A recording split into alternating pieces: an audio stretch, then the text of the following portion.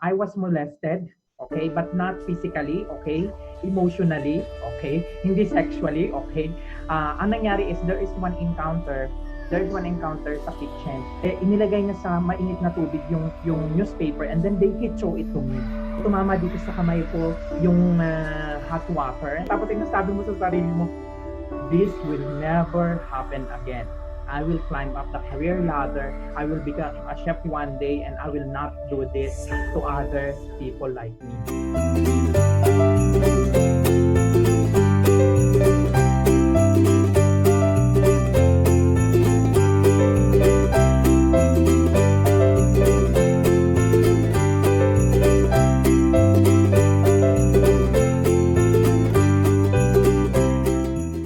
Hi, sir! Hello po. It was Dency who actually introduced me to you. Sabi niya na, yun, si Sir Jonathan daw, yung niya, yung i-recommend niya. And she was telling me actually na whenever you'll hear his story, imposible hindi ka maiyak. Sabi ko, I'm just wondering why. Bakit kailangan ganun? For you, the transition of traveling from one country to another for your profession is very fun. How did you transition yourself para ma-adapt yung bawat isa? You know, you're really good in asking questions. That is one of the best questions, I think. Okay, it's not easy. Okay, you know, what I really do is I do visioning. Okay, I have vision board actually. Okay. Okay, in the cabinet, it's always there. Like, what do you want to achieve, no? In the next 5 years, in the next 3 years. And I still remember when I was in Italy, no? Yun nga, once you become the chef, ang ginawa ko pa noon, if I'm going to London, okay, I'm putting up what is the advantage and disadvantage. Okay, so you are trying to calculate the risk, no? And meron kasi akong nabasa din na isang newspaper magazine na nakalagay doon, no, in Italian pa yun. Remember ko bago ako mag-move sa London. Sabi niya doon, if you don't want to work for all your life, you need to invest for yourself. Okay? So, investing in yourself. So, I said, okay, if I move to London, so this is the chance for me to learn and understand other cultures. Knowing na moving to another country, wala ka ring family, how did you calculate the risk all throughout the journey? Okay, so it's very important then, before you take any decisions, no, as I have said, you need to take a calculated risk. So first is, you need to check how many months I can survive. So, okay, so before moving, I have 6 months living expense covered. Okay, so that is the first one. Check if you can cover all your necessary expenses before making that decision, before the moving. Second is, what is the possible loss? Okay? Ano yung pwedeng ma-loss mo? Where you are right now, kung nasan ka ngayon, kung mag-move ka, what is the possible loss? Ano yung mawawala sa'yo? So, ang titingnan mo is, after mong i-check yung personal situation mo, second is yung potential upside. Okay? So, nung nakita ko, okay, pwede akong mag-work, as may chef skills ako. So what I did after 6 months actually, I started working part-time. And then third is, no, what will happen if you pursue it? Okay, so binivisualize ko din, after finish yung master's degree, ano yung mga pwedeng mangyari? Okay, so yung mga pwedeng mangyari is, yun yung motivation mo later. Okay, so tatlo lang yon. So first is, reflect on your situation. Second is, what is the potential downside and upside? And third is, what is really your vision or goal? Meron pa rin akong principle na ina-apply, which is yung PAM. Okay? Yung PAM. Okay? Actually, that's the name of your review center. Yeah. So actually, yung acronym na yan is, I invented it. Okay? So PAM, which is planning, actions, and mindset. Okay? So, yung tatlong to talaga, yun yung ina-apply ko sa buhay ko every time. So, after the 3 checking ng rules, okay, you need to apply these three letters, which is PAM. First is planning. Okay? There is a scripture na gustong-gusto ko talaga, which is I bring to me every time. Yung Jeremiah chapter 29 verse 11. Okay? So, if God's plan is for you to prosper and to have a good future, that means He already planned something. Okay? If God's already have a plan, you need to do your own plan. Okay? And if they meet up, then the A comes, meaning action. Okay? So you need to take actions. What is the right actions to take? Okay, kung ang plan ko is to work in a career ladder, in a path to be on the top of my career, then the action that I took is the master's degree and the CPA title. Okay? So I took actions. Okay. Now, the M is the last, which is very important, which is the mindset. Okay? Di ba ang dami kong failure? So then, failure will only be a part of the success.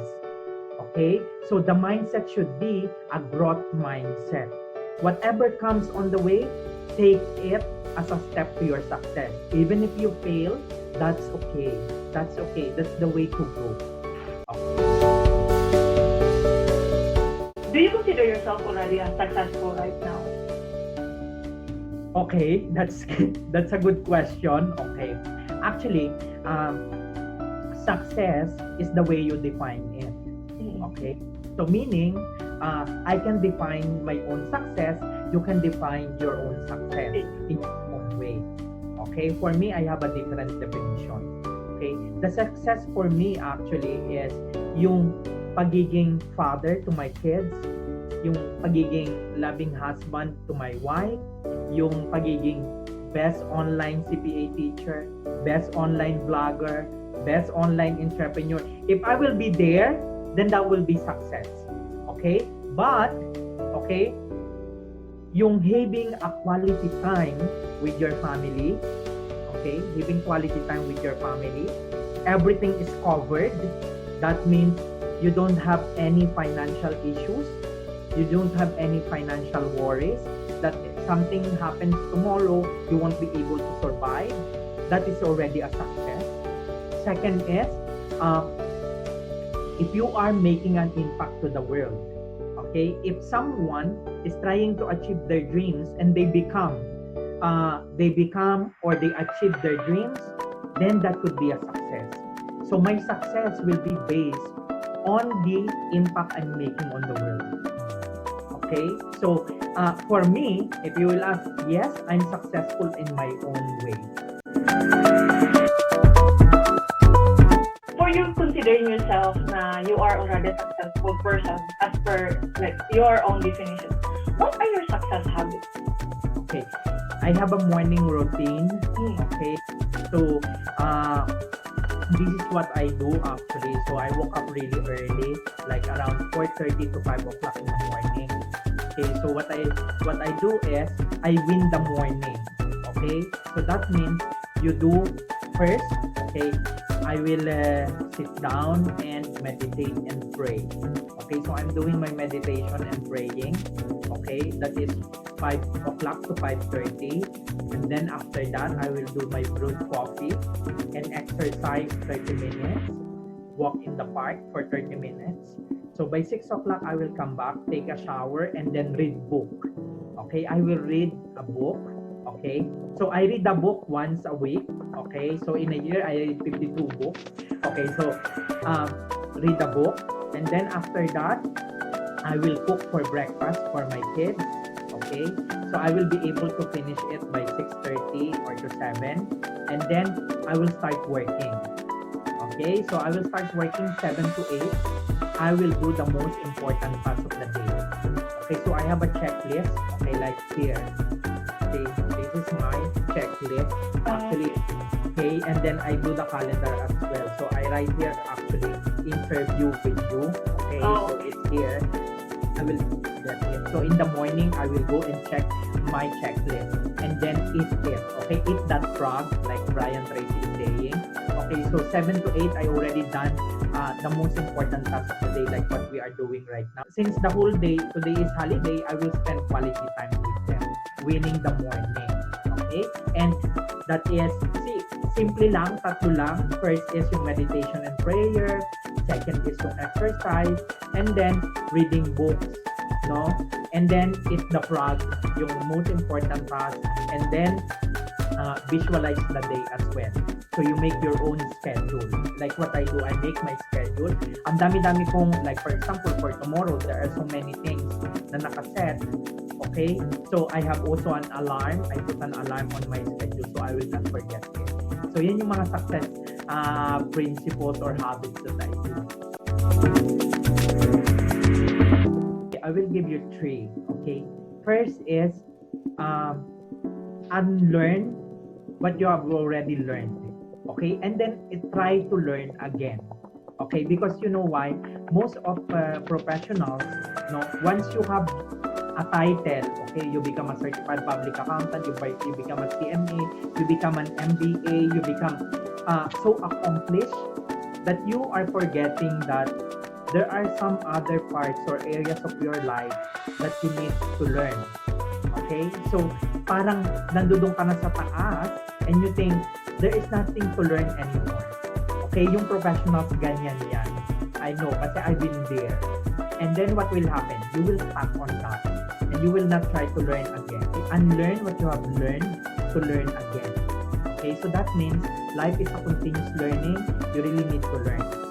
Second is try to reflect in your past.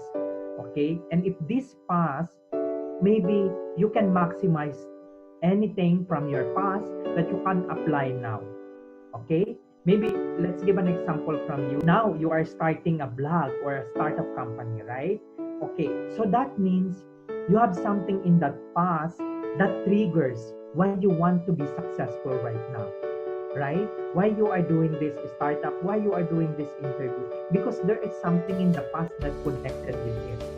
Maybe you don't want others to experience the same as you have experienced in the past. Okay? So that means connect your past to what you are doing right now. So then third, I will go back to that phrase na sa newsletter magazine na nabasa ko in Italian because that helps me. Okay? Yung sinasabi kong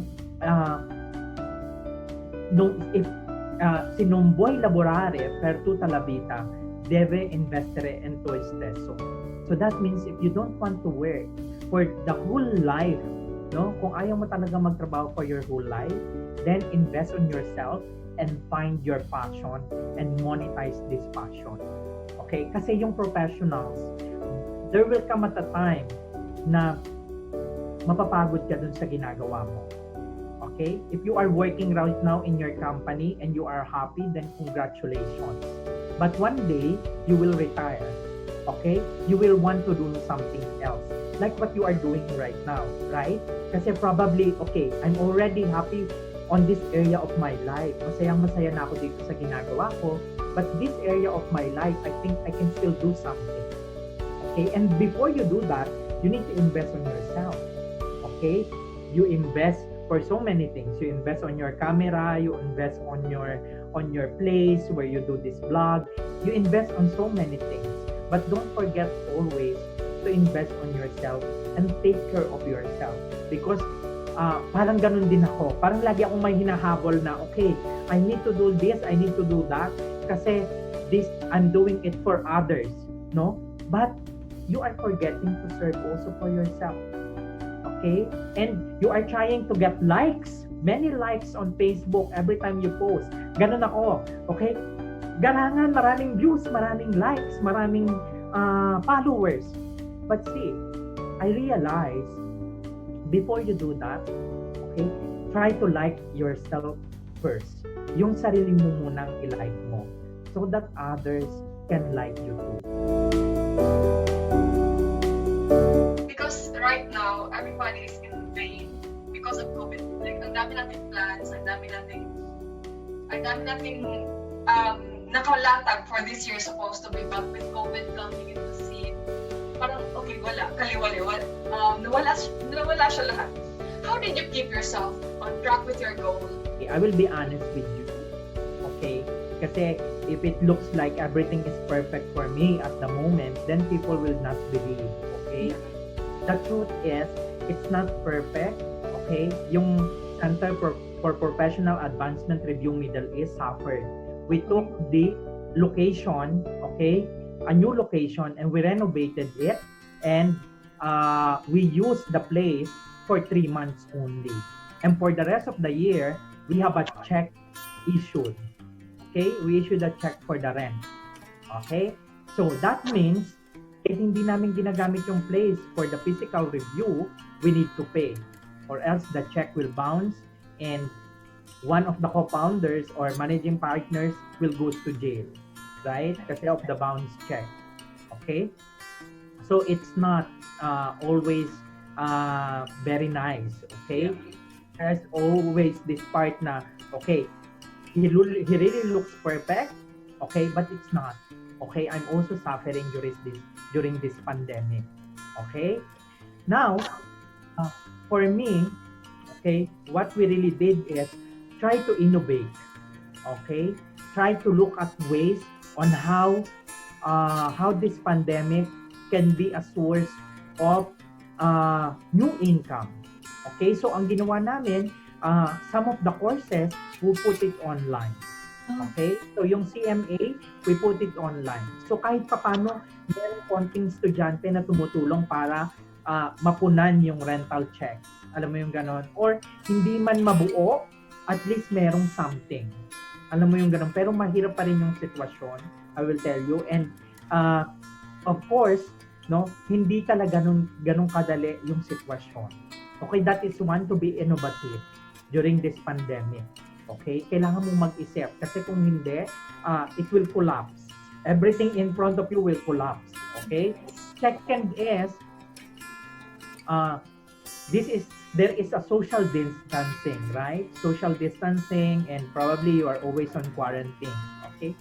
Even if you are socially distant or physically distant, don't put yourself locked on the side, because what you can do is you can be socially connected. Okay, that means what we are doing right now. We are having conversation through online. We are socially connected. We don't know each other before this interview session, right? We are socially connected. So meaning you can still connect with other people. Okay, so don't put down yourself. You can have a family devotion reunion, set a reunion with other family members.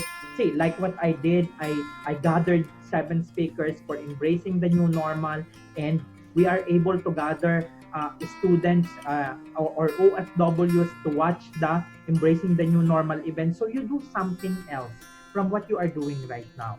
Third is build a skill. Okay, you can build a skill during this pandemic. Okay, like what you are doing, right? You are good in interview. Thank you. So that means you are building the skill. You can ask other speaker to join you again for an interview like this, and they will come because you already built the skill. Okay, and you will tell them, I have this speaker already with my blog. So if you want to be featured, please come. And when you do that, they will recognize you as an expert on this field. Okay, so you are doing that, so congratulations. Okay, and then fourth is pray. Okay, you can take your time. It's not, you don't need to pray for 5 hours, do your novena or something, right? But see, 5 minutes will do a difference. It can uplift your spirit. Okay, and then attend online sessions like this, or any online meetings that you will gain something. So that's the way how you do it during this pandemic. So I hope I bring value to those people that will watch this conversation. Yeah, definitely. Full pack yung buong lesson na nakuha ko, and hopefully makuha rin ng mga audience na manonood dito. And it's very rare actually to for a dreamer like me. It's very it's difficult to find mentors. It's difficult also to find people whom you can look up into na real life, makakausap mo, real life, makakapagbigay sa'yo ng advices. Although you can watch interviews online, kay Elon Musk, kay Jack Ma, and all those famous personalities. Pero having a person to have an actually to address you personally is a different experience, and it gives you a stronger impact on whatever your goal is. And I'm really thankful na sa kabila ng busy schedule mo, you really give me this time. Before we answer, I do have a fast talk, so boy, bunda to. So it's just a short fast talk. Teaching or accounting works? Teaching. Sa tinda, Pinas or abroad? Pinas. Okay. Coffee or tea? Coffee. Late night work or early morning work? Early morning.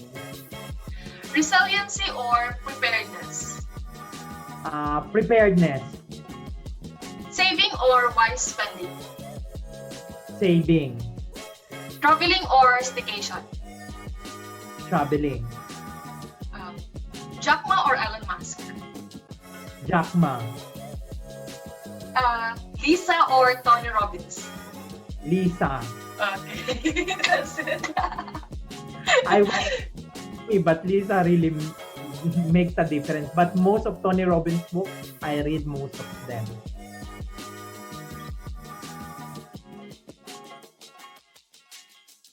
For your audience, so that they keep going to your blog, okay? If you are watching this, okay, I will give to your audience a free ebook, okay? Ang Biyahe ni Juan.